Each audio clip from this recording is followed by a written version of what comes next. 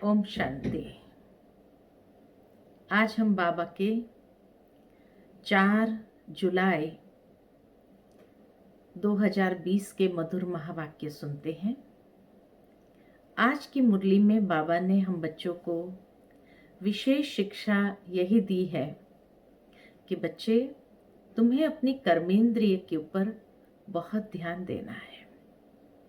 कहीं कोई कर्मेंद्रियां हमें धोखा तो नहीं दे रही है, इसीलिए संभाल करनी है।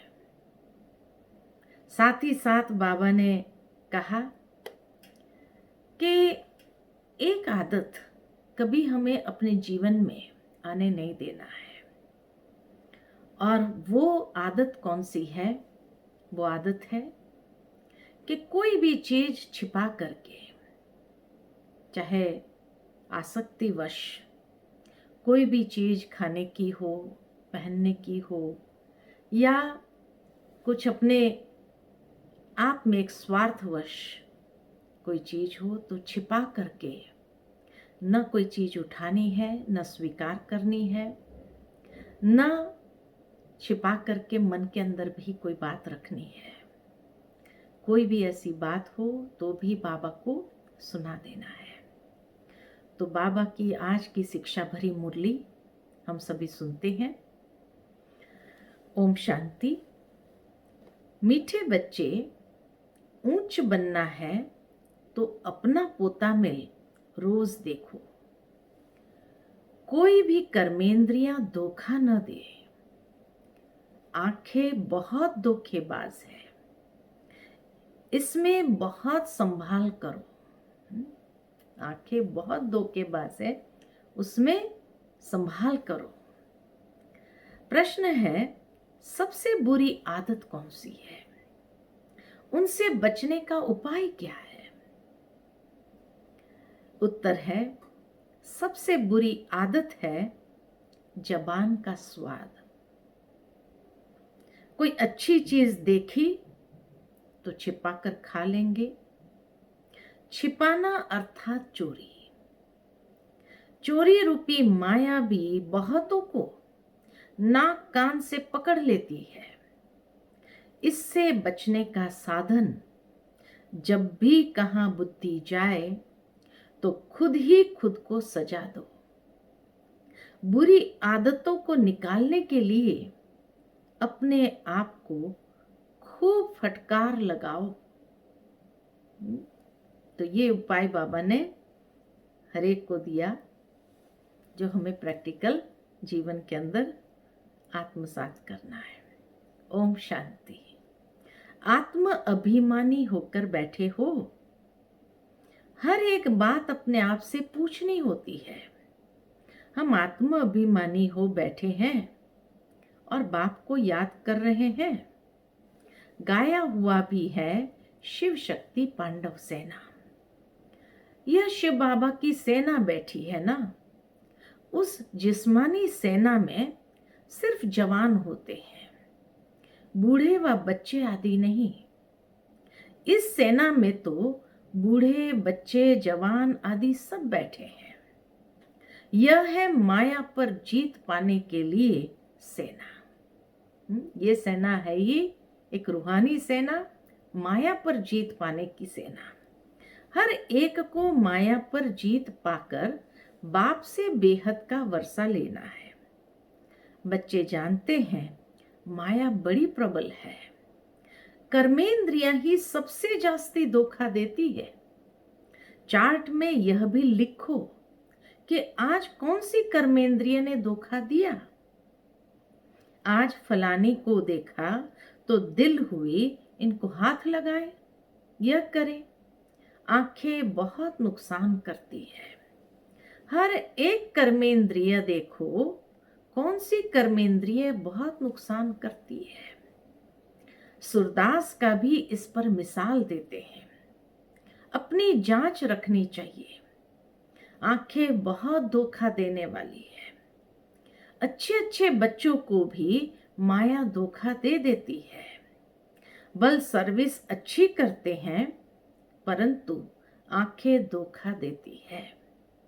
इस पर बड़ी जांच रखनी होती है, क्योंकि दुश्मन है ना, हमारे पद को भ्रष्ट कर देती है। जो सेंसिबल बच्चे हैं उन्हों को अच्छी रीति नोट करना चाहिए। बाबा कहे जो सेंसिबल बच्चे हैं उन्हों को अच्छी रीति नोट करना चाहिए, डायरी पॉकेट में पड़ी हुई हो। जैसे भक्ति मार्ग में बुद्धि और तरफ भागती है तो अपने को चुटकी काटते हैं। तुमको भी सजा देनी चाहिए, बड़ी खबरदारी रखनी चाहिए।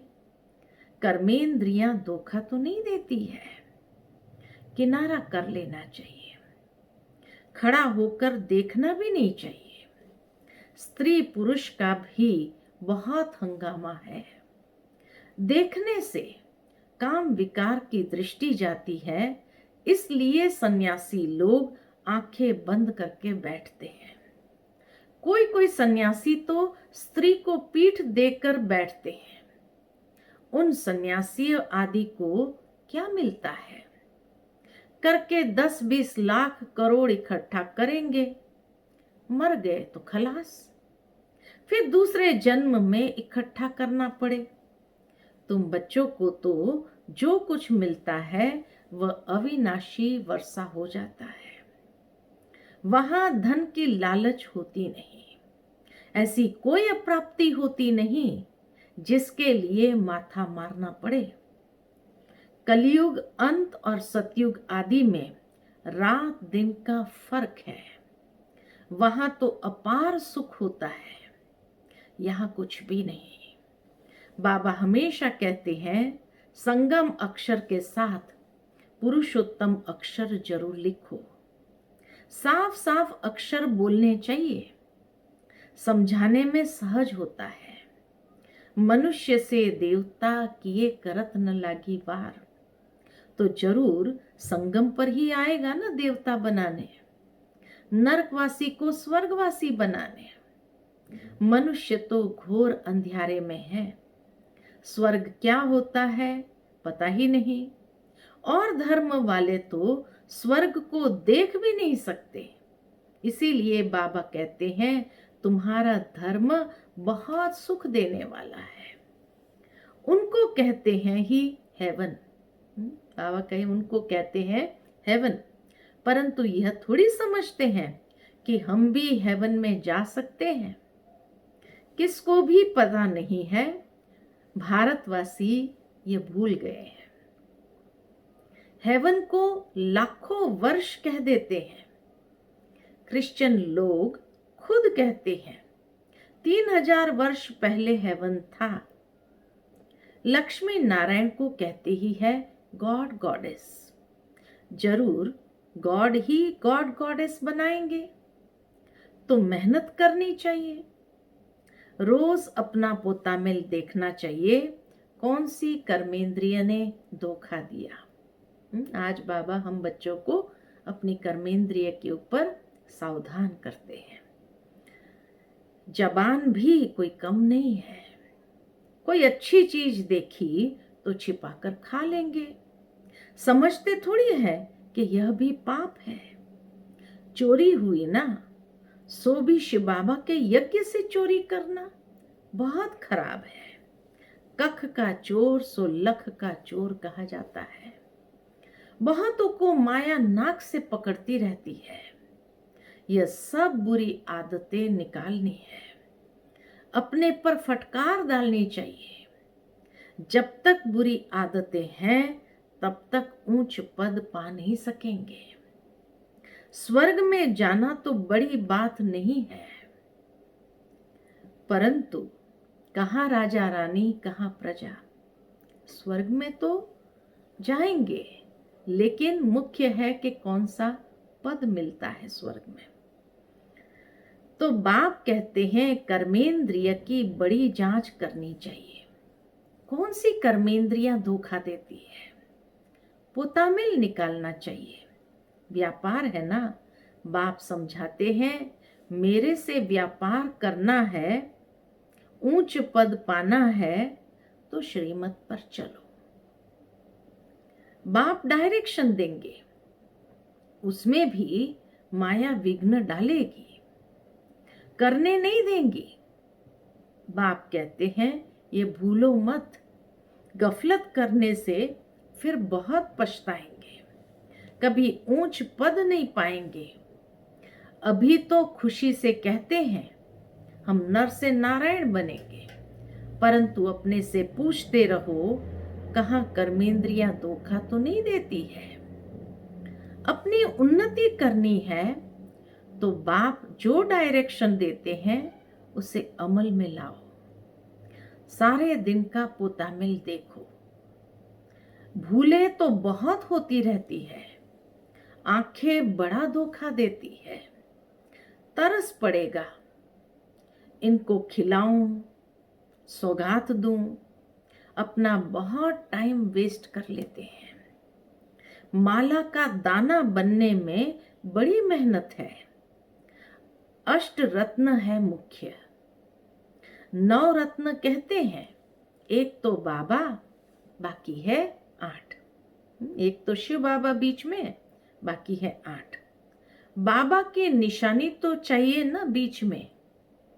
कोई ग्रहाचारी आदि आती है तो 9 रत्न की अंगूठी आदि पहनते हैं, है ना। इतने ढेर पुरुषार्थ करने वालों से 8 निकलते हैं पास विथ ऑनर्स। 8 रत्नों की बहुत महिमा है। देह अभिमान में आने से कर्मेंद्रियां बहुत धोखा देती है। भक्ति में भी चिंता रहती है ना, सिर पर पाप बहुत है, दान पुण्य करे तो पाप मिट जाए, है ना। तो बाबा देखो आज युक्ति भी बताते हैं कि कर्मेंद्रियां जब धोखा देती है, पाप होता है, तो पहली युक्ति जो बाबा ने बताई है कि बच्चे लिख करके बाबा को दे दो सच्चाई से। जब लिख करके बाबा को दे देते हैं और फिर प्रतिज्ञा करते हैं कि आगे कभी उसको दोहराएंगे नहीं, तो आधा माफ होता है। फिर दूसरा बाबा कहते हैं बाकी जो आधा रहा तो भी पाप बहुत है, तो उसके लिए बाबा कहे दान पुण्य करो। मतलब दान करने से जब दूसरों को उसका सुख मिलता है तो उसके अंदर से जो दुआएं मिलती है वो दुआएं और भी उसको हल्का करती है। बाकी जो रहा उसको फिर योग की शक्ति से हल्का कर सकते हैं। तो ये विधि बाबा ने 3 बताई है कि कैसे अपने पापों को हमें समाप्त करना है। तो बाबा कहते हैं सिर पर पाप बहुत है, दान पुण्य करे तो पाप मिट जाए। सतयुग में कोई चिंता की बात नहीं, क्योंकि वहां रावण राज्य ही नहीं।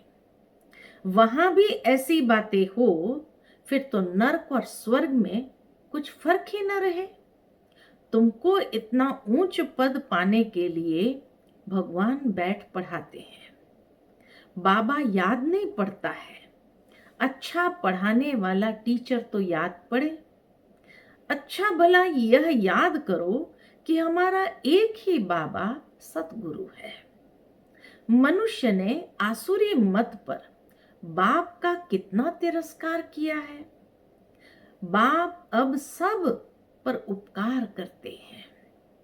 तुम बच्चों को भी उपकार करना चाहिए, किसी पर भी अपकार नहीं। अपकार माना कोई भी प्रकार से कुदृष्टि ही भी नहीं, अपना ही नुकसान करते हैं। मानो किसी के ऊपर भी कुदृष्टि हुई, चाहे आसक्तिवश लगाव के कारण, चाहे नफरत के कारण, बुराई को लेकर के, तो भी बाबा कहे अपना नुकसान करते हैं। ये भी एक प्रकार से अपकार है। तो हमें किसी के प्रति घृणा, नफरत, ये भावना भी नहीं रखनी है और न ही कोई आसक्ति वाली बात होनी चाहिए। दोनों ही रीति से नुकसान है। इसीलिए बाबा कहे अपकारी पर भी उपकार करो। वह वाइब्रेशन फिर दूसरों पर भी असर करता है। बाप कहते हैं बहुत बड़ी मंजिल है, रोज अपना पोता में देखो, कोई विकर्म तो नहीं बनाया। यह है ही विकर्मी दुनिया, विकर्मी संवंत। विकर्माजीत देवताओं के संवंत का कोई को पता नहीं। बाप समझाते हैं, विकर्माजीत संवंत को 5000 वर्ष हुए, फिर बाद में विकर्म संवत शुरू होता है। राजाएं भी विकर्म ही करते रहते हैं।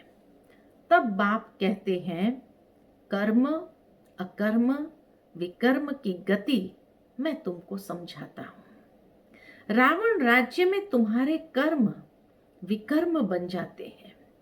सतयुग में कर्म अकर्म होते हैं, है ना। कलयुग के अंदर कर्म विकर्म हो जाते हैं, सतयुग में कर्म अकर्म हो जाते हैं। विकर्म बनता नहीं, सतयुग में विकर्म नहीं बनता है, वहां विकार का नाम ही नहीं है। यह ज्ञान का तीसरा नेत्र अभी तुमको मिला है। अभी तुम बच्चे बाप के द्वारा त्रिनेत्री त्रिकालदर्शी बने हो। मनुष्य कोई बना न सके, तुमको बनाने वाला है बाप। पहले जब आस्तिक हो तब त्रिनेत्री त्रिकालदर्शी बने। सारा ड्रामा का राज बुद्धि में है। मूल वतन, सूक्ष्म वतन, 84 का चक्र सब बुद्धि में है। फिर पीछे और धर्म आते हैं, वृद्धि को पाते रहते हैं। उन धर्म स्थापकों को गुरु नहीं कहेंगे। क्यों? क्योंकि गुरु तो सद्गति देने वाला होता है। वो तो जब नीचे उतरते तो उनके धर्म की आत्माएं भी नीचे उतरती है, तो इसीलिए उनको गुरु नहीं कहेंगे। सर्व की सद्गति करने वाला सतगुरु एक ही है। बाकी वह कोई सद्गति करने थोड़ी आते हैं, वह धर्म स्थापक है। क्राइस्ट को याद करने से सद्गति थोड़ी होगी, विकर्म विनाश थोड़ी होंगे, कुछ भी नहीं। उन सबको भक्ति की लाइन में कहा जाएगा। ज्ञान की लाइन में सिर्फ तुम हो, तुम पंडे हो। सबको शांति धाम सुख धाम का रास्ता बताने। बाबा कहे तुम पंडे हो, कहाँ के लिए? शांति धाम सुख धाम का रास्ता बताते हो। बाप भी लिबरेटर गाइड है। उस बाप को याद करने से ही विकर्म विनाश होंगे।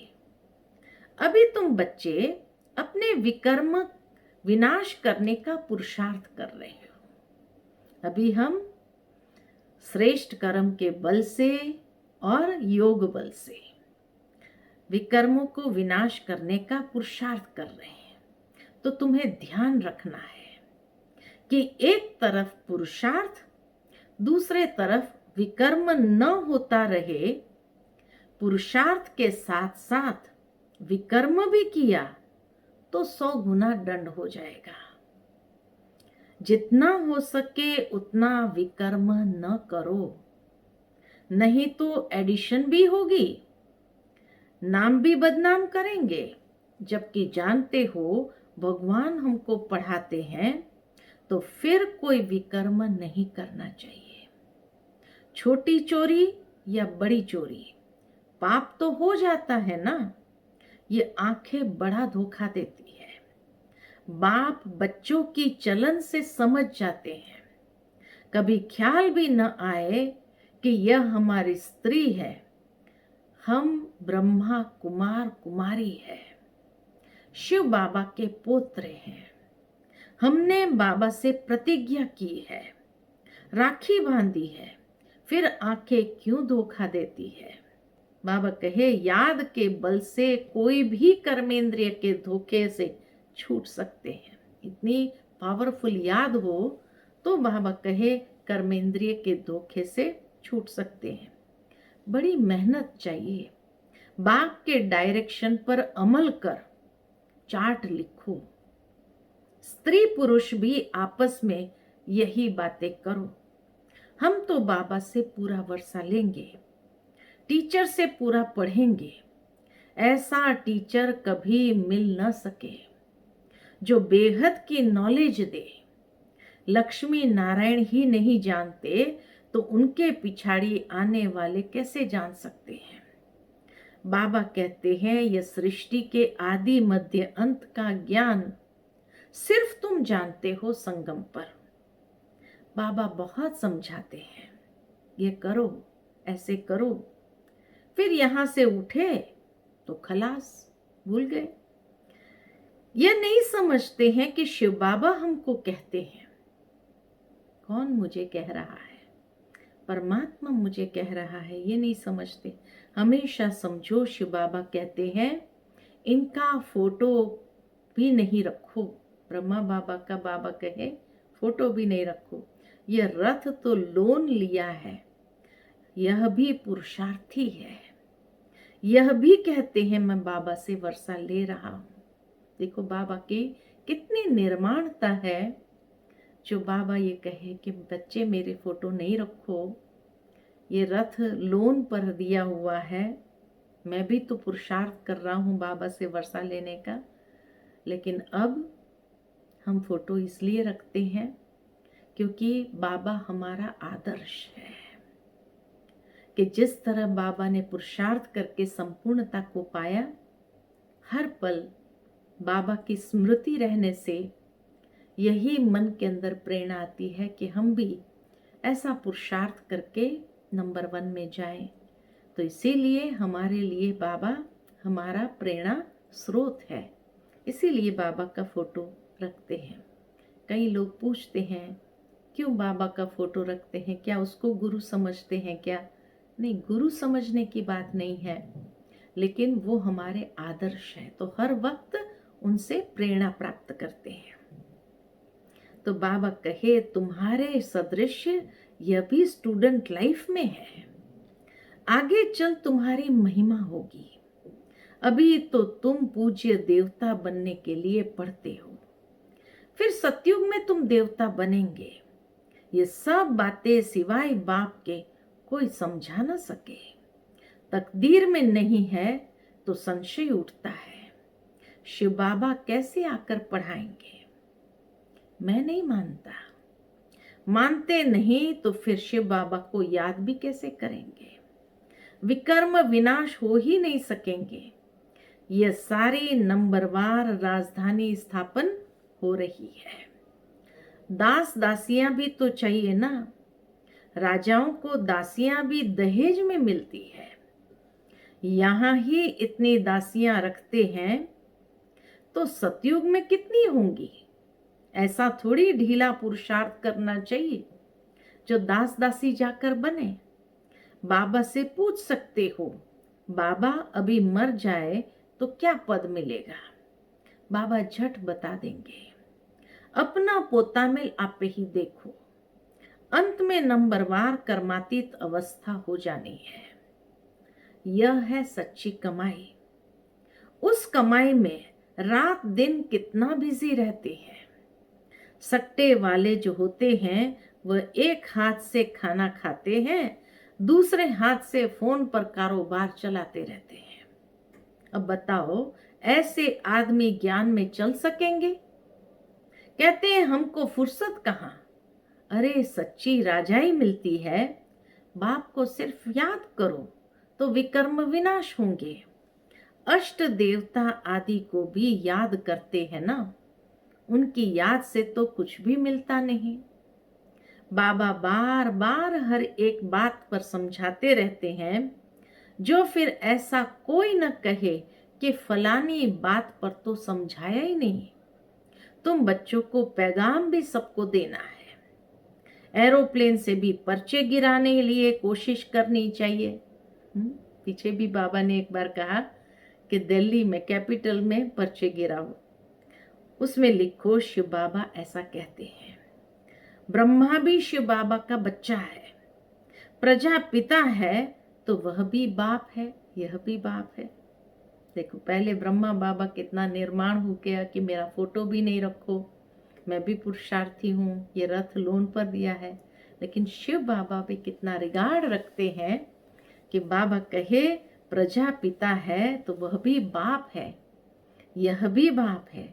शिव बाबा कहने से भी बहुत बच्चों को प्रेम के आंसू आ जाते हैं, कभी देखा भी नहीं है, लिखते हैं बाबा कब आकर आपसे मिलेंगे, बाबा बंधन से छुड़ाओ। बहुतों को बाबा का फिर प्रिंस का भी साक्षात्कार होता है। आगे चल बहुतों को साक्षात्कार होंगे, फिर भी पुरुषार्थ तो करना पड़ेगा। साक्षात्कार से कोई प्राप्ति हो जाए ऐसा तो नहीं है। मनुष्य को मरने समय भी कहते हैं भगवान को याद करो, तुम भी देखेंगे पिछाड़ी में खूब पुरुषार्थ करेंगे, याद करने लगेंगे। बाप राय देते हैं बच्चे, जो समय मिले उसमें पुरुषार्थ कर मेकअप कर लो। बाप की याद में रह विकर्म विनाश करो तो पीछे आते भी आगे जा सकते हैं। जैसे ट्रेन लेट होती है तो मेकअप कर लेती है ना, तुमको भी यहाँ समय मिलता है तो मेकअप कर लो। अब ये लॉकडाउन का समय जो है उसमें कम से कम हम ऐसा तीव्र पुरुषार्थ करें, जो घाटा पड़ा है वो सारा हमें मेकअप करना है। यहाँ आकर कमाई करने लग जाओ। बाप राय भी देते हैं ऐसे ऐसे करो, अपना कल्याण करो। बाप की श्रीमत पर चलो, एरोप्लेन से पर्चे गिराओ। जो मनुष्य समझे कि यह तो बरोबर ठीक पैगाम देते रहते हैं। भारत कितना बड़ा है, सबको मालूम पड़ना चाहिए। जो फिर ऐसे न कहे कि बाबा हमको तो पता भी नहीं पड़ा। अच्छा, मीठे मीठे सिकिलदे बच्चों प्रति माता पिता बाप दादा का याद प्यार और गुड मॉर्निंग। रूहानी बाप की रूहानी बच्चों को नमस्ते। हम सब रूहानी बच्चों की रूहानी माता पिता बाप दादा को याद प्यार, गुड मॉर्निंग और नमस्ते नमस्ते। शुक्रिया बाबा, शुक्रिया। आज के धारणा के लिए मुख्य सार है मुरली से। पहली पॉइंट, सेंसिबल बन, अपनी जांच करनी है कि आंखें धोखा तो नहीं देती है। कोई भी कर्मेंद्रिय के वश हो उल्टा कर्म नहीं करना है। याद के बल से कर्मेंद्रिय के धोखे से छूटना है। दूसरी पॉइंट, इस सच्ची कमाई के लिए समय निकालना है। पीछे आते भी पुरुषार्थ से मेकअप कर लेना है। यह विकर्म विनाश करने का समय है, इसलिए कोई भी विकर्म नहीं करना है। आज की मुरली का मीठा वरदान है, हर कंडीशन में सेफ रहने वाले एयर कंडीशन की टिकट के अधिकारी भव। हर कंडीशन में सेफ रहने वाले एयर कंडीशन के टिकट के अधिकारी भव। एयर कंडीशन की टिकट उन्हीं बच्चों को मिलती है जो यहाँ हर कंडीशन में सेफ रहते हैं। कोई भी परिस्थिति आ जाए, कैसी भी समस्याएं आ जाए, लेकिन हर समस्या को सेकंड में पार करने का सर्टिफिकेट चाहिए।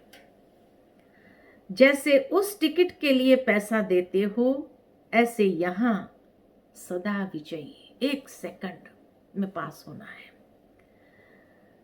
सदा विजयी बनने की मनी चाहिए जिससे टिकट मिल सके। कितना सदा विजयी रहे हैं, यह मनी प्राप्त करने के लिए मेहनत करने की जरूरत नहीं। सिर्फ बाप के सदा साथ रहो तो अनगिनत कमाई जमा होती रहेगी। आज का स्लोगन है, कैसी भी परिस्थिति हो, परिस्थिति चली जाए लेकिन खुशी नहीं जाए, खुशी सदा बरकरार रहे। तो ये थे आज के बाबा के मधुर महावाक्य।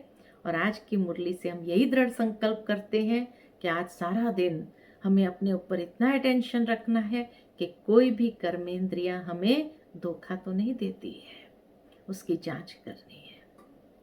और हर कंडीशन में अपने आप को सेफ रखना है, और कुछ भी हो जाए खुशी ना जाए। ओम शांति।